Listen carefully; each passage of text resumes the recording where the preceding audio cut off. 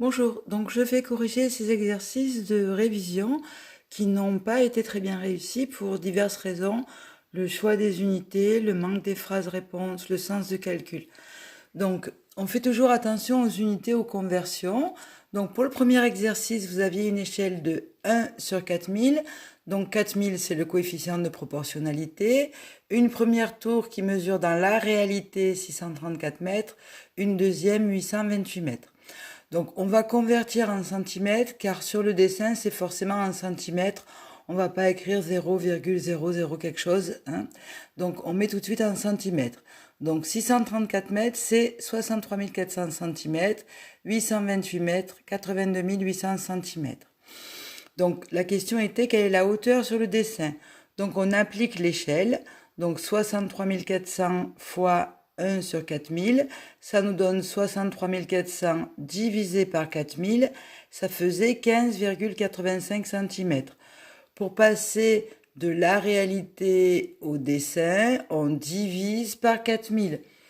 Ceux qui ont préféré faire un tableau, et c'est très bien puisque l'échelle c'est une situation de proportionnalité, on a le dessin 1, le réel 4000, on place notre 63 400 et pour retrouver la taille sur le dessin, on va bien diviser par 4000 puisque dans l'autre sens, on multiplie par 4000.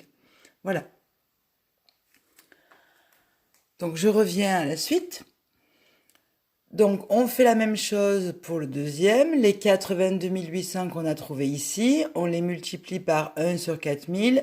On fait donc 82 800 divisé par 4000. Si on est dans le tableau, c'est pareil. On obtient, oula, j'ai écrit 20,5 et c'est 20,7 centimètres.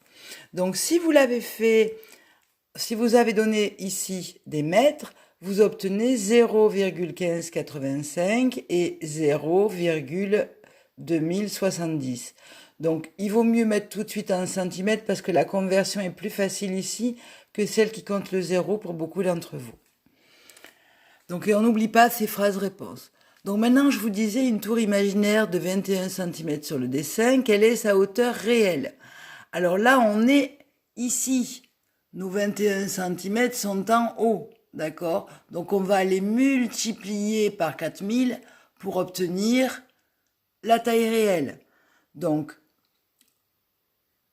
on est ici. Donc on multiplie par l'échelle inversée, hein, donc par 4000 sur 1.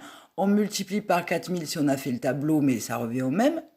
Multiplier un nombre par une fraction, c'est la multiplier par son numérateur et la diviser par le dénominateur. Et on obtient 84 000 cm. On fait attention parce qu'on n'a pas donné la hauteur d'une tour en centimètres. Hein, la hauteur d'une tour, on l'a donnée en mètres. Donc on convertit en mètres. 84 000 cm, ça fait 840 mètres. Donc si elle existait, la tour mesurerait 840 mètres. Alors, certains d'entre vous se sont trompés là sur l'échelle, donc ont obtenu quelque chose de tout petit. Pensez quand même que c'est une tour. Allez, on passe à l'exercice 2.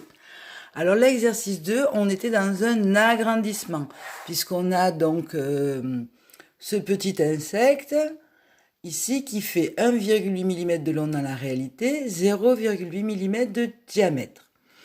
Et je vous disais, l'échelle c'est 50 sur 1. Ça veut dire que 1 sur le dessin, dans la réalité, pardon, fait 50 sur le dessin. Donc 50, c'est le coefficient de proportionnalité.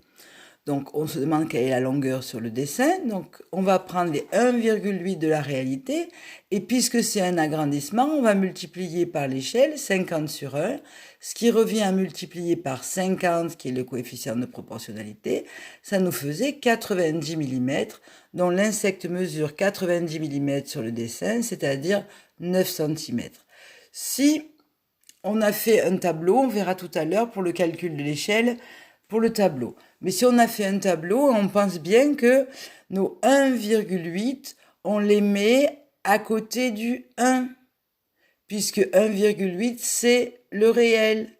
En haut, 50, c'est le dessin. Donc ensuite, avec une mauvaise échelle, on obtient 12, cm de long, 5, cm de diamètre. Quelle est l'échelle? Ah oui, je fais remarquer dans la question précédente, je ne demandais pas la taille du diamètre sur le dessin. Certains l'ont mis, mais c'était pas demandé. Donc, quelle est l'échelle? Donc, on va convertir d'abord en millimètres. Parce que pour calculer l'échelle, on va se servir des deux dimensions, c'est-à-dire on a 1,8 sur le réel et on a 12,6 sur le dessin, mais 12,6 cm, alors que la longueur, c'est 1,8 mm. Donc 1,8 mm en haut et 12,6 cm convertis en millimètres en haut. Si on fait un tableau, je vous l'ai fait ici. Donc 1,8 mm dans le réel. Pour pouvoir calculer le coefficient, il faut la même unité. Donc vos 12,6 cm, il faut les transformer en millimètres. Et ensuite, on fera 126 divisé par 1,8 et on obtient 70. Donc ça nous fait l'échelle de 70 sur 1, puisque pour passer de 70 à 1, on divise par 70. Donc je reviens ici. Donc on a converti 12,6 en millimètres. On a pu aussi convertir 5,6, mais on va diviser 126 par 1,8. On obtient 70. Qu'est-ce que c'est ce 70? C'est K. C'est le coefficient de proportionnalité. Comme on est dans un agrandissement, l'échelle c'est K sur 1. Donc 70 sur 1. Alors, si on voulait, on se vérifie avec le diamètre. 0,8 fois 70 sur 1, c'est 0,8 fois 70. Ça nous fait 56 mm, ça nous fait 5,6 cm. C'est bien ce que le jeune homme a obtenu, 5,6 cm de diamètre. Et on fait une phrase, l'échelle utilisée est bien 70 sur 1. Voilà, donc le chapitre n'est pas totalement acquis.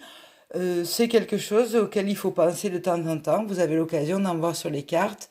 Et on fait surtout bien attention à ces conversions. On peut utiliser les tableaux de proportionnalité puisque l'échelle, c'est de la proportionnalité. Sinon, on peut appliquer l'échelle et ça revient strictement au même.